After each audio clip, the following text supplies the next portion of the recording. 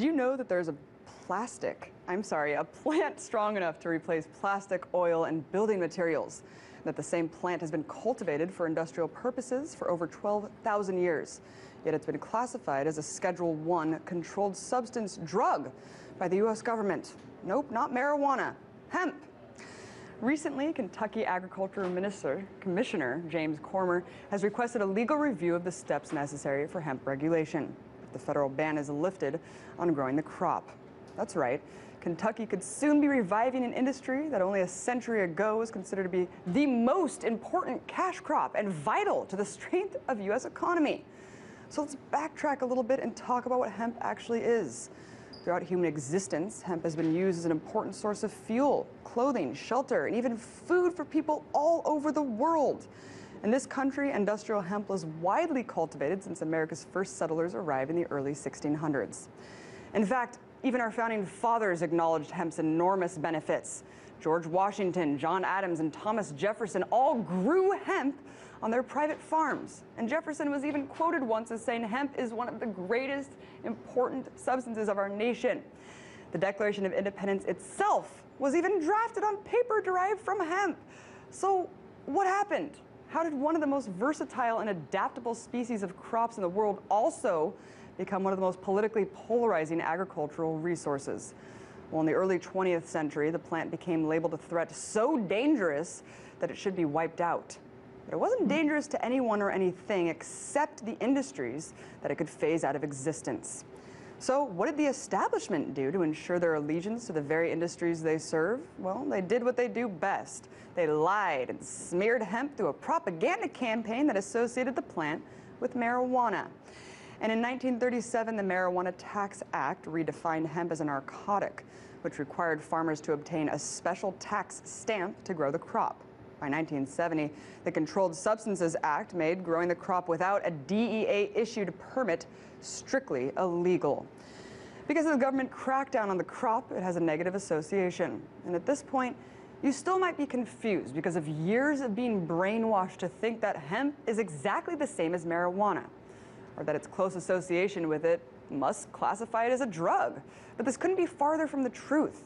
Just check out the Congressional Research Service report on hemp that states, quote, although marijuana is also a variety of cannabis, it is genetically distinct from industrial hemp, and it is further distinguished by its use and chemical makeup. So, hemp is genetically distinct from the drug, marijuana. In fact, if you smoked an entire garbage bag full of hemp, you wouldn't get high.